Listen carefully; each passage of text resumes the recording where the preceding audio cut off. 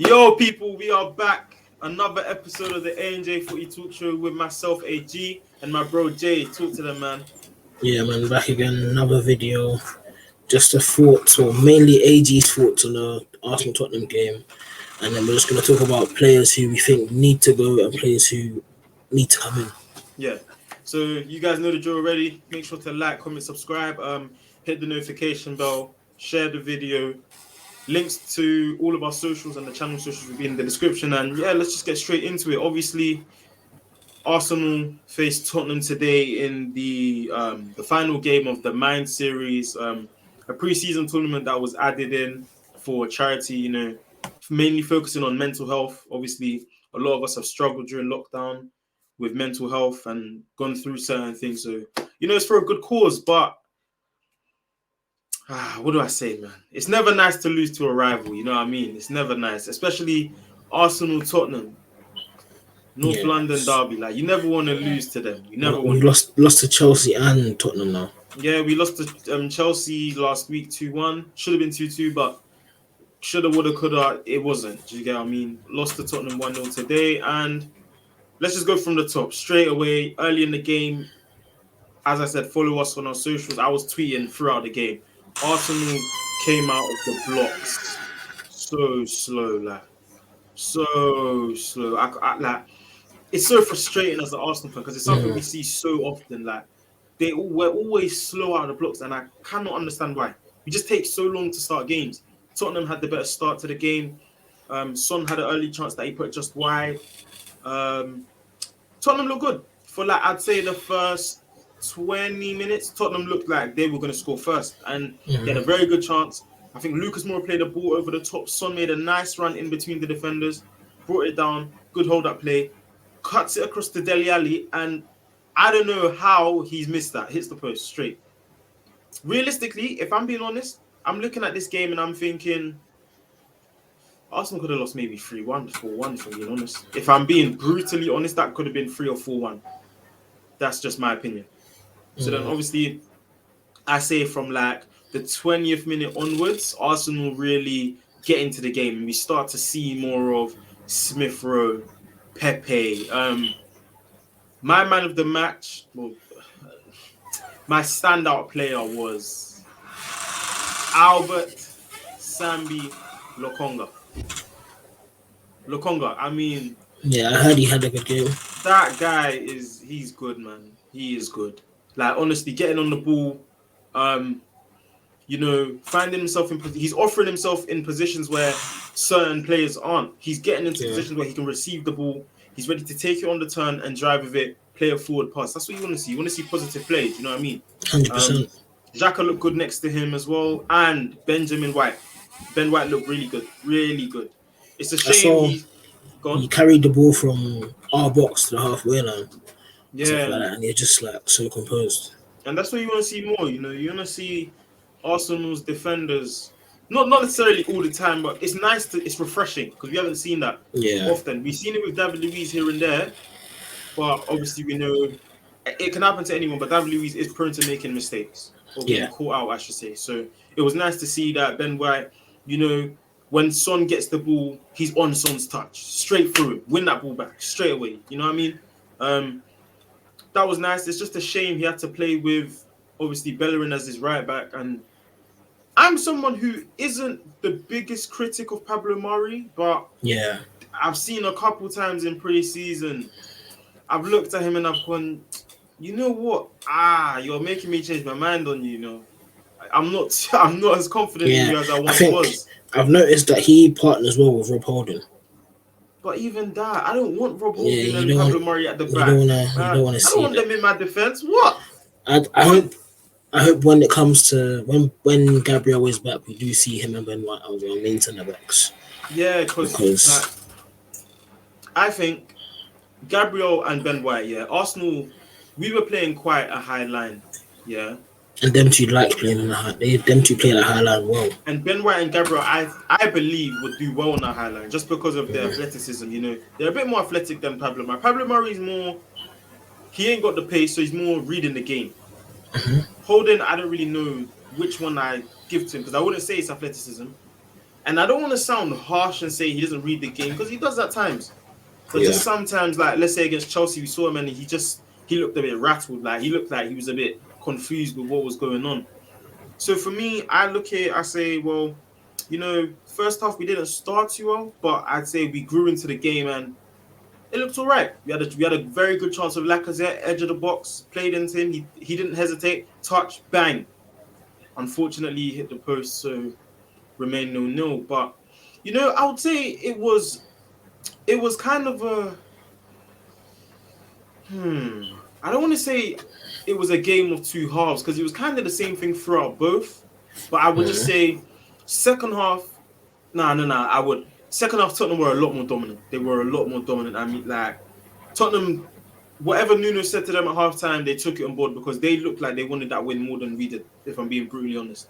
As I said, to start the first half, very slow out of the block, sorry. You know, we start the game, we're like a minute into the second half, Tottenham have a corner, or 2 minutes into the second half, Tottenham have a corner. And I'm looking, they had like 3 corners straight, back to back to back. And I was looking at it like, what is going on? Like, how are you guys not dealing with this? Do you know what I mean? Like, Lucas Moura was causing us problems. Son, obviously. No, I'd say the person who caused more problems, probably Lucas or Dele Alli.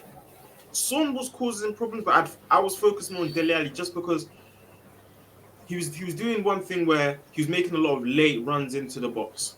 Okay. Second half, they had a corner. He hit the post. Again, only God knows how he missed. I'm not sure if you've seen the highlights, but if you see those highlights, you're going to be looking and you're thinking, Dele Alli should have had 2 or 3 today. Like, I'm talking like clear chances. I'm not saying like one-on-one. I'm saying literally, you must score. There's no 2 ways about it. You must score. We got life. We got serious life. Like, looking at that, you're saying, all right, cool, Arsenal, come on, man. Do something for us. Again, Lokonga looked good. Tierney doing Tierney things. Pepe looked good. He looked sharp. Lacazette. My boy. I think Lacazette looked all right as well. But I think for me, the position where I'm starting to grow very impatient now is left wing. Obviously, you guys, we're going to go into the transfers with Jay soon. If you guys are probably wondering why I'm speaking so much, is because Jay wasn't like available to watch the game, so that's why I'm speaking about the game more. But in terms of that left wing position, I believe, honestly, I think the time has come. Like, we need to. I think as good as Aubameyang has been at that left wing position, you can't play Aubameyang on the left. He has to play up top. I think the only way you play Aubameyang left wing is if you're going to play him more as a left forward. And what I mean by that is, we obviously attack a lot with Tierney, right, down the left hand side. Cool. So in my opinion, you keep doing that, and Xhaka obviously drops in, so he shuffles over to cover. Yeah. So in my opinion, what we should be doing if we're going to play Aubameyang at the left wing, to play to his strengths, you tell Aubameyang to come in a bit more central. So he's not necessarily a left winger taking on the fullback. He's more. Excuse me.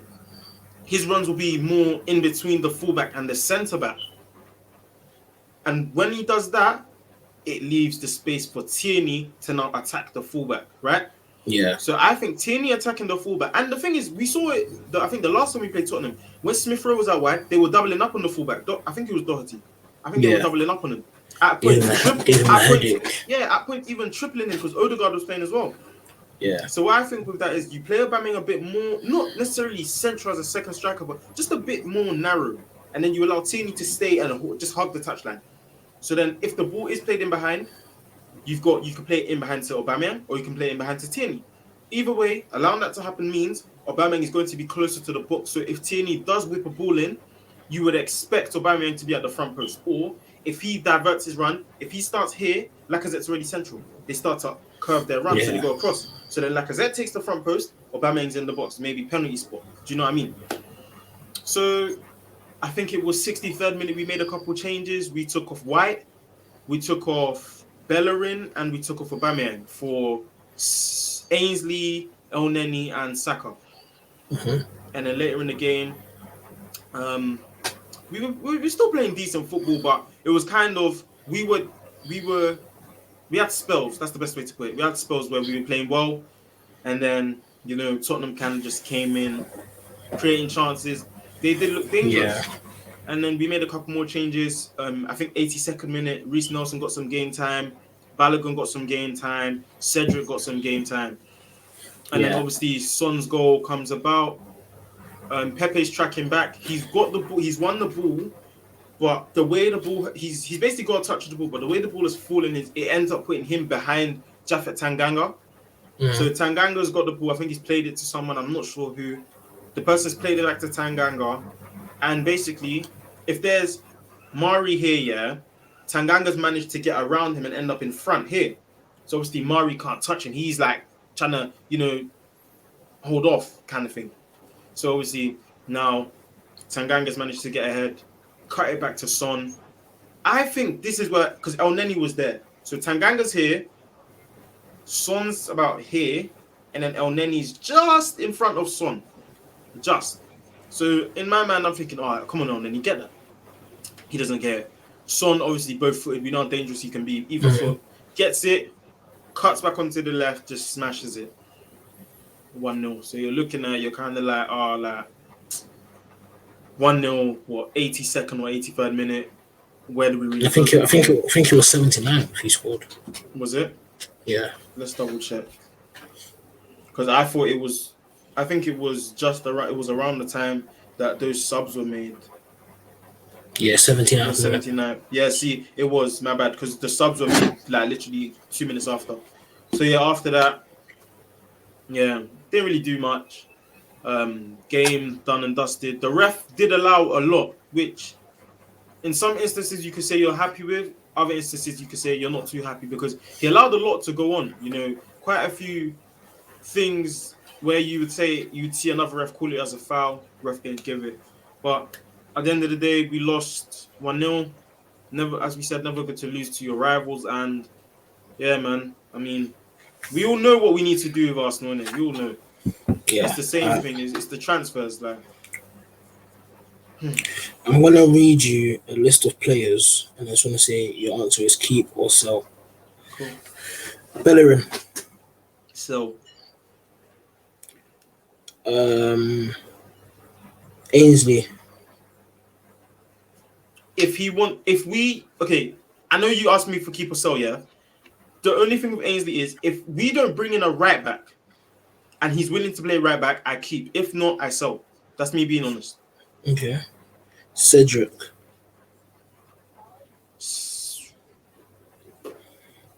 Sell.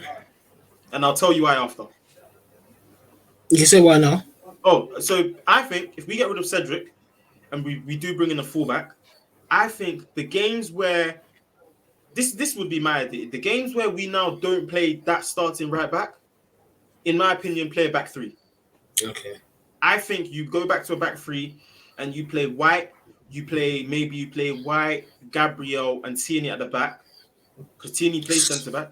Yeah, and then Saka you move left. Exactly, Saka on the left, whoever else on the right. I think that Ainsley on the right, and then I think exactly if we play Ainsley in that right wing back / right, not really right back, more right wing back in a system like that, I think it would work. That's where we saw Ainsley flourish. I think was it 2 seasons ago when we won the FA Cup. Yeah. That's where we saw him flourish a bit more when he's up and down.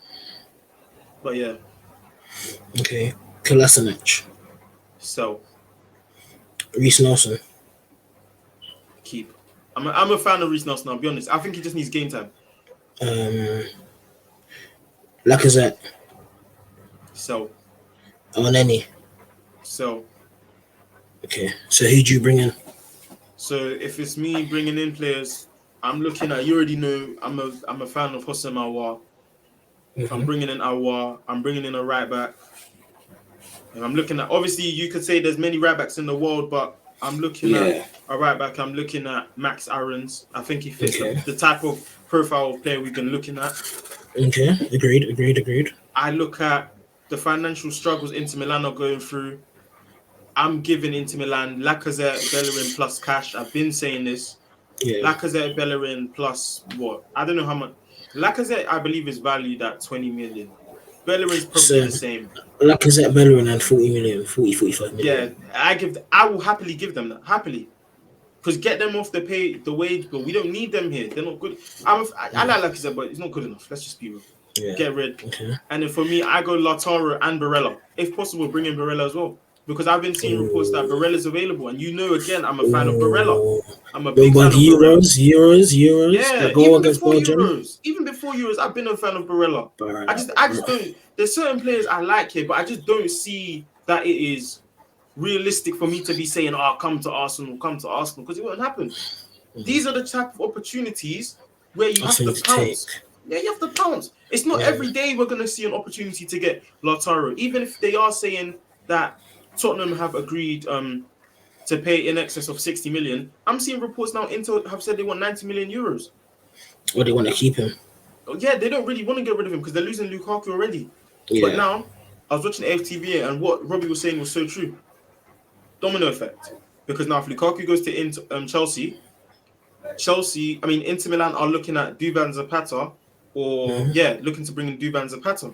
If he goes there, Atlanta now want to get Tammy. Okay. So it's like bang, bang, bang. Everyone's just going down. Do you get what I'm saying? We have the chance to go and get Lautaro Martinez. It's us and Tottenham and Atletico. So it's why he wants him more, really. So I'm looking at, I've said Max Aarons, I've said Barella if possible. If possible, Jose Mawar. Martinez. I think, if I'm being honest, and Onana. Okay. Or Johnston, whichever one you want. I'd say bringing in those 5. Did I say 5? Aarons, Barella, Martinez, Onana. Thank 6. you. Yes, 5. Barella, Martinez, Aouar, Max Aarons. Wait, Onana, Aarons, Barella, Aouar, Martinez. Yeah, 5. So cool. For me, I'll bring them in. Obviously, I know that's not going to happen, which is why I'm so frustrated. But those are the players I've looked to bring in because I'm looking at them saying they address the issues that we have at the club. They address all of those issues, and all of them are young.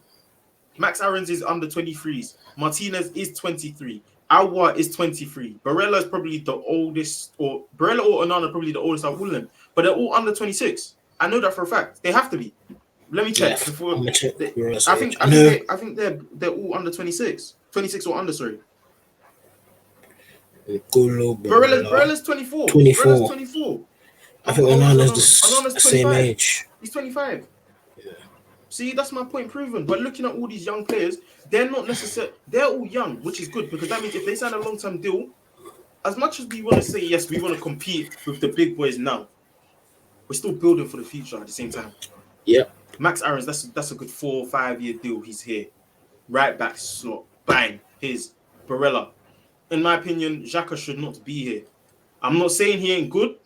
I'm just saying I think this summer was the time to move him on and bring in fresh blood. That's all I'm saying. So I would have thought Xhaka goes and we bring in. I've seen next to Bruno Guimaraes again, another young player. We've seen the tapes. You know what actually, do you know what it is? That wasn't Guimaraes. It was the one that you watched. It was the one that you watched. Yeah. Oh, that's fine. But I'm saying I've seen highlights of Guimaraes and I like what I see. He's a player that can play that deep lying playmaker role. Yeah. He can play deep, but he can still play the ball forward and create chances. And as I said to you, he's aggressive.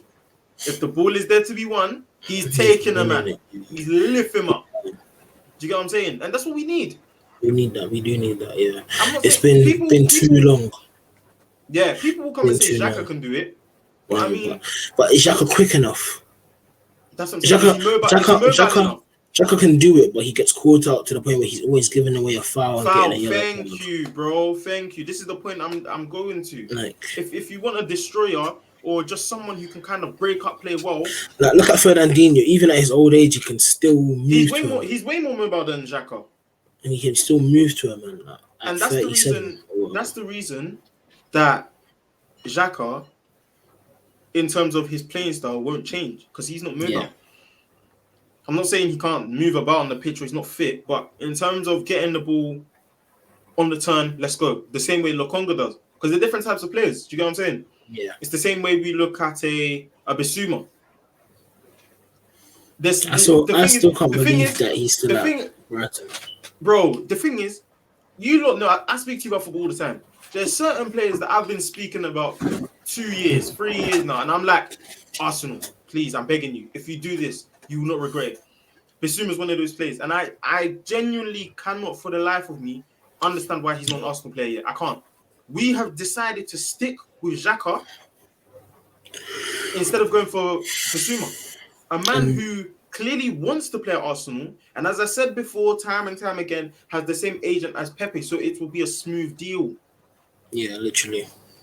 Price has been set. They said they want 40 million. Is it 40 million pounds or euros? I'm not too sure. 40 more. Price is there.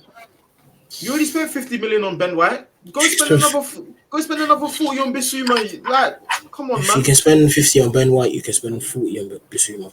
Right. But the fact that we've now signed Xhaka is now leading me to believe we're not going to bring in another defensive midfielder. Minded midfielder, yeah. Yeah, because we got Partey, we got Sambi, we got El Neni, we got Xhaka. That's 4 already.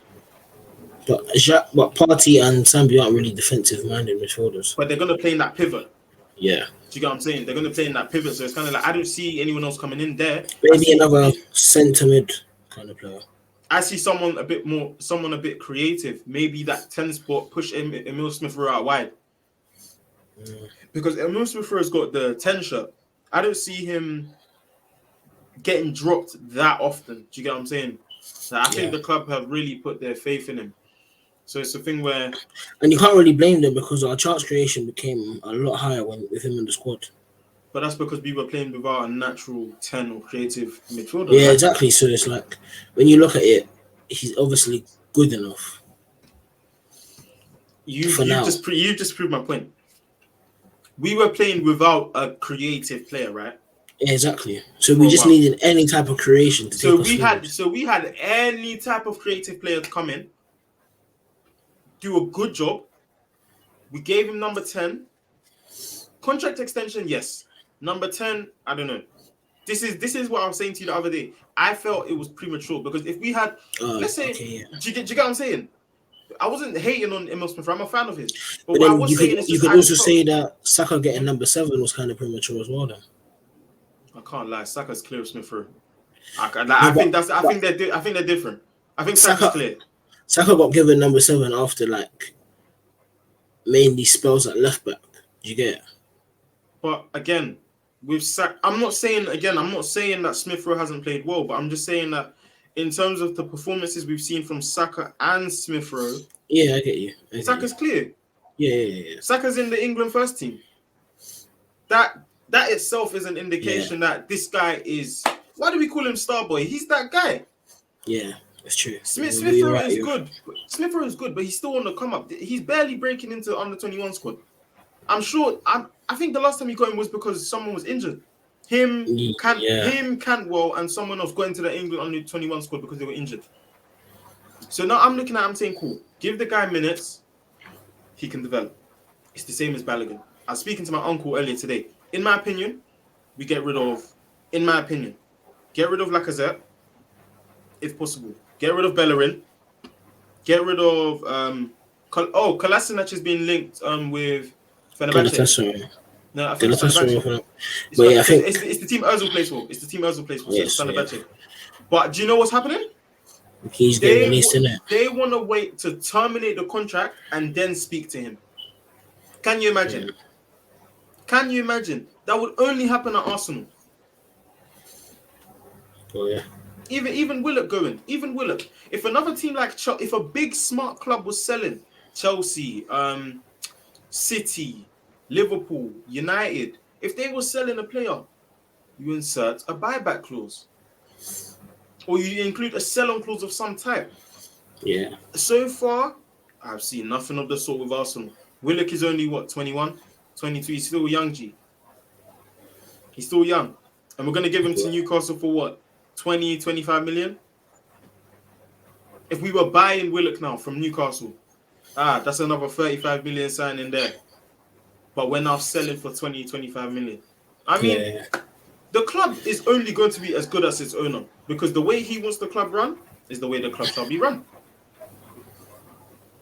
So And apparently he's got a lawsuit against him right now as well. yeah, that's why I was seeing a lot of people say that Daniel X like kind of got this boost in his chances of buying or taking over Arsenal. I mean, as far as I'm concerned, Kroenke's a very rich man, so I don't. As much as it is going to, be a lot of money to pay, I don't really think it's finishing his pockets like that.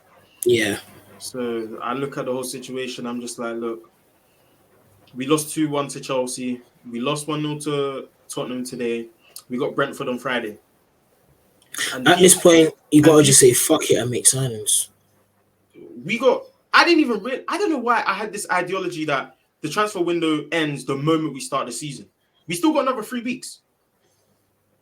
So we've got enough time to make signings. Yes, it is very late, but at the same time, do what you can. You gotta get shit done. Because if we go into the season making just one, I don't think one signing is enough.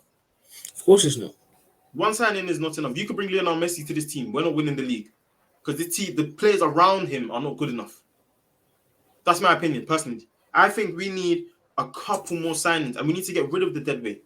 Yeah, 100%. But I was about to say Balotelli. Bellerin needs to go. Hey. Lacazette, as much as I like him, my man's been here, 4 years? He's never scored more than 15. He's made a living off being Aubameyang's boy. He's never scored more than 50. Is it 15? 15 Premier League goals. Yeah. I think last season was his best, right? It was last season or the 17-18 season. 17-18. No, it's 18-19 season. Is it 18-19? All I know is he got 14. Yeah, he's never scored more than 15 Premier League goals in 4 seasons now. That's not good enough. Yeah. So as much as I like him, I'd get rid. And I'd focus on bringing in a striker, or you gamble on not bringing in a striker, and you say, you know what, Balogun and Aubameyang, you two fight out. Yeah, I honestly don't think striker is our issue. I think the creation is what was our issue. That's what I'm saying. Because Balogun is a good striker, and he's just signed a 5-year deal. So he's not signed a 5-year deal to say, you know what, I'm gonna chill here, be third fiddle to Aubameyang and Lacazette. Look at Martinelli. When Martinelli comes back, it'll be very interesting. Yeah. Because now for wingers, as of this moment, we still got Pepe, we still got Saka, we still got Nelson, we still got Martinelli, we still got Aubameyang, we got Smith Rowe who can play out wide. That's 6. Yeah. That's 6 players who can play out wide.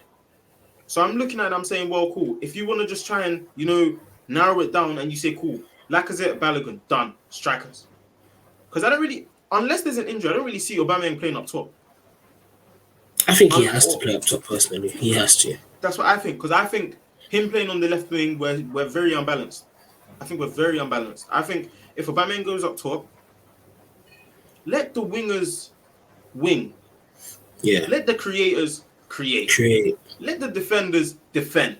Do you get what I'm saying? And let the striker strike. Exactly. But we're playing a strike out wing. So what's he going to do? Wing or strike? Because he can't wing. He can't wing it. That's why I'm saying if Aubameyang's there, he has to be more like a left forward. He has to be a bit more narrow. It's play on the inside of the fullback. Exactly. That's what I'm saying. He's play between the fullback and the centre back. That's what. Do you get my point now? Yeah.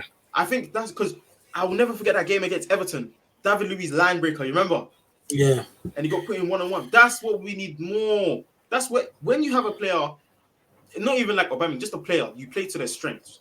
Yeah, Aubameyang's strength is clearly his pace. Yeah, some people could argue he's slightly losing it. He's still faster than a lot of players, a lot of defenders, in fact. Play him on the inside of the centre-back and the full-back. Play a ball in between. Guarantee you this guy's getting goals. And that's how he scored a lot of goals for us the other season.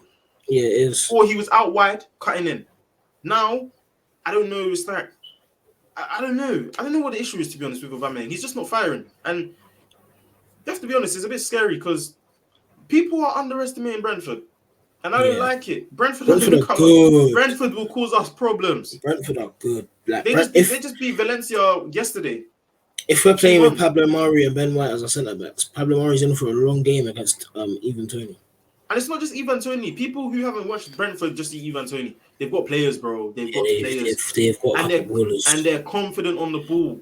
Like they play out from the back, but everyone's moving. That's what I love. When I'm watching Arsenal, we play out from the back to Ben White hasn't been there, so let's say we play out to Holding, go to Bellerin, go to Partey, you come to Xhaka. If Xhaka's facing here, he might not be on it to play the forward ball. He might turn around, go back to the centre back. There's nothing wrong with keeping the ball, but at the same time, we need to try to push the team forward as quick as possible. Do you get what I'm saying? Yeah. You can't be playing this football where we go forward and then we take 2 steps back. Then we try to go forward, then we take 2 steps back. The way to play football is the constant movement. That's how you score goals. That's how you see that tiki-taka nice football. There's no build-up if you're always having to come back. Exactly. But, bro, season starts on Friday. I can't lie to you, I'm a bit worried because we've got Brentford. They're going to be pumped. New stadium, fans are back. I'm a bit scared, I can't lie. But gonna round it up there. Been good to get a bit of feedback from the Arsenal game from IO, and just in general, seeing what Arsenal need to improve on, what Arsenal should do with the 3 weeks left in the window. We want it to be a good season for us, but as it stands right now, boy.